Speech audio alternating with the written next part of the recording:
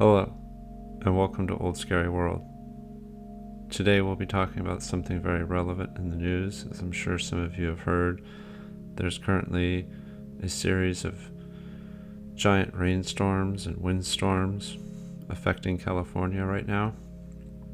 And as we'll see here, we'll go back through history and take a little look at the Great California Flood of 1862. And as you can see in this depiction here, it was very similar to what's going on currently, and we'll get to that in some further pictures. So I'll just read here.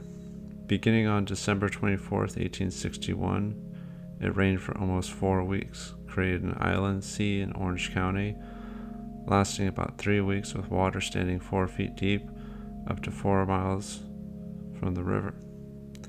The worst flood since Sacramento's founding prompts residents to raise the downtown area up to 15 feet between 1862 and 1869. The tunnels under present-day Sacramento are remainders of the original downtown building and streets. Okay, so you see there, they raised the area up to 15 feet, and the tunnels. Okay, so then you see when you have the mud-flooded windows in areas, because as we know, floods affect other areas other than California. So right there is just textbook, just simple, mainstream, examples of how these mud floods occur and how things get buried.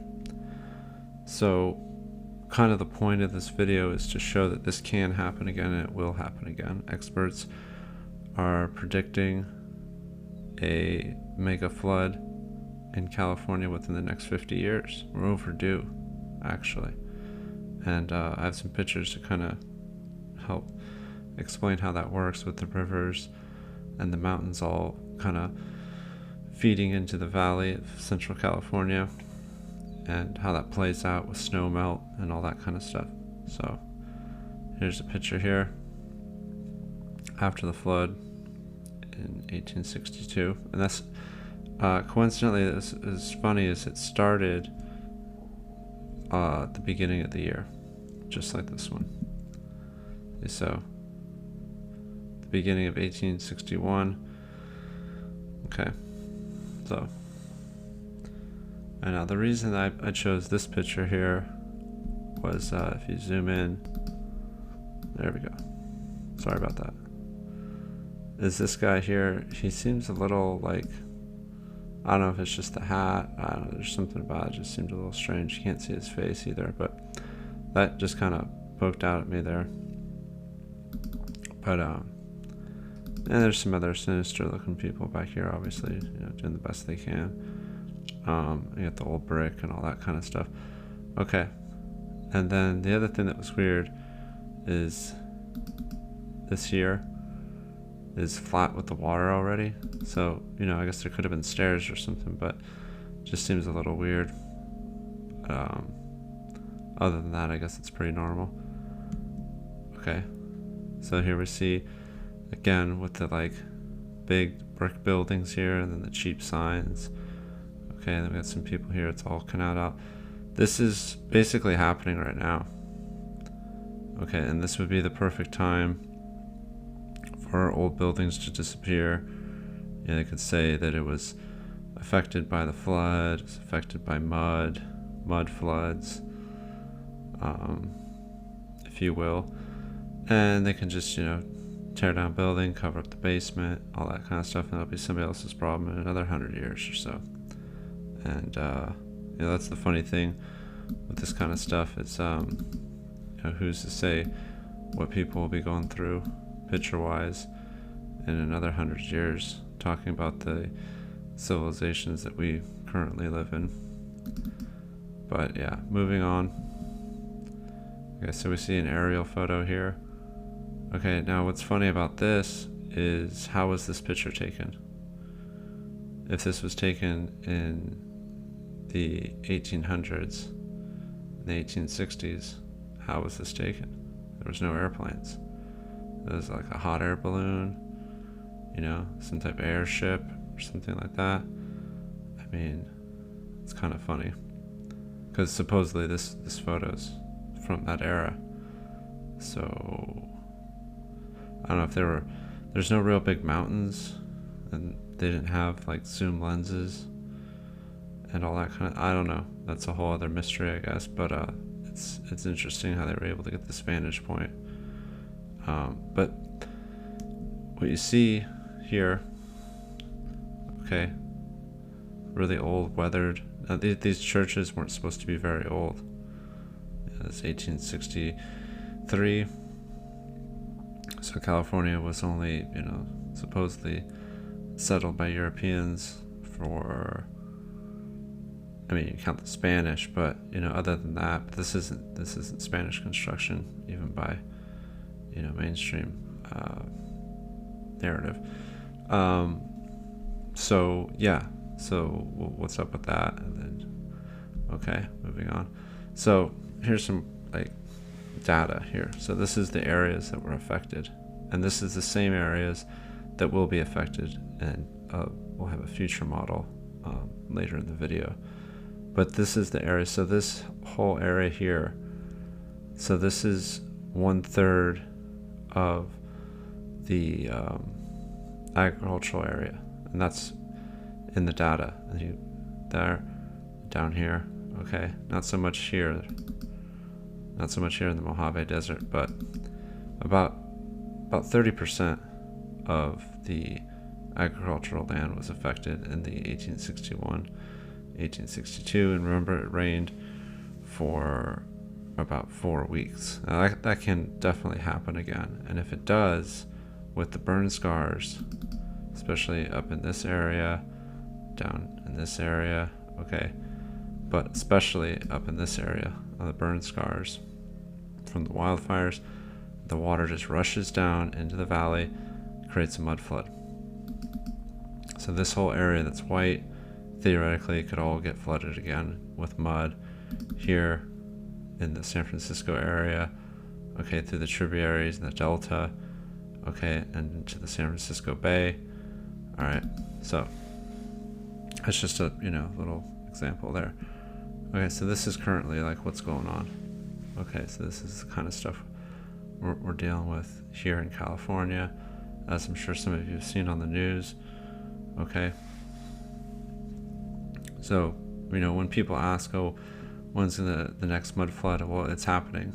I mean, it's beginning to happen. This is just a taste. I'm not trying to over exaggerate anything. I'm just saying this is just a taste of what's going on, because if we have an arc storm, which is what, you know, weather experts and meteorologists call it, an arc storm is when it's going to rain for weeks straight, steady rain, you know, a foot or two in some areas, a few feet in others, several feet a day of rain. And you couple that with clogged storm drains, debris, erosion, landslides, mudslides, that's how you get a mud flood. Okay. Well, worst floods in history of Northern California, 2017, now 1980, 1995, 96, which was El Nino years. Okay, so this here obviously is a recent photograph. Okay, so this is what, you know, we're dealing with. Okay, here, this is from the 1861, 1862 flood. We see this Tartarian looking building here. Okay, mud flooded. This mud flood, okay? This is, you know, and, you know, I know what people are thinking, that, well, it's different now because this, that, whatever. Be that as it may, it doesn't change the fact that they could use this as an opportunity to seal off a ground floor, create a new base built on top of that, and, you know, just write it off as a loss, whatever. Okay, so that kind of stuff will happen again too. And then also, we think about the small towns here. I'll go back real quick. the small towns in this area here in California, where it's not so heavily populated as San Francisco and Los Angeles, but there's all kinds of little small towns, churches, you know, buildings, all kinds of old stuff all around here. If it gets mudded out, if it gets mud flooded, well, there you go. Then that's that. Roads get washed away. Okay, old dirt roads, things go places. Alright, so that's a perfect excuse to get rid of things. Alright, so moving on. Now, this is the projection for the arc storm. Now, if you notice here, hypothetical arc storm flood regions, it's pretty much identical to the 1861 model. Okay, maybe not quite as severe, but this is just a hypothetical. It could be worse. Okay, so we see 10 to 20 feet here, 3 to 10 feet here. That's San Francisco. So we're talking about San Francisco possibly being 10 feet underwater. Okay, from this hypothetical arc storm. And an arc storm, from my understanding, is defined as when it rains for weeks straight. Okay, down here in the Salton Sea. Okay, Mojave Desert not as affected this time, but it's all hypothetical. You know, it could be a lot worse. Okay, so this is Highway 99. Okay, in Central Valley. Okay, and you can just see there's like islands here, and like I said, this is just a taste. This isn't even that bad. Cars are still, you know, the cars are submerged, they're stuck. There's a roof of a smaller car. There's a truck. Okay, but this is just a taste. Okay, and I know I've said that already, but I just really want to emphasize that. Okay, and you can do your own research and all that stuff, but this kind of imagery, or this scenario, this kind of condition, this is going to become regular within the next 20 years. I mean, we might get another break, but then we got a drought to deal with, and it's either no rain or a lot of rain. It doesn't really seem like there's any in between anymore. Not that there ever really was. You know, I've lived in California all my life, and that's kind of the way it's either really wet or really dry. It's, you know, it's kind of one or the other these days. Okay, so there's a, you know, mud flood kind of situation here. Roads completely washed out. Okay, and I know that that's not that big of a deal for the big cities, because, you know, FEMA will come in and they'll clean it up and this and that, whatever. What I'm saying is it's a perfect opportunity to erase evidence, history of the old California remnants, any kind of, you know, thing, and they can just start over. They can just start with a clean slate kind of thing. Okay, here's Capitola, which is a little south of Santa Cruz, which is a little south of San Francisco. This is about 80 miles south of San Francisco on the California coast.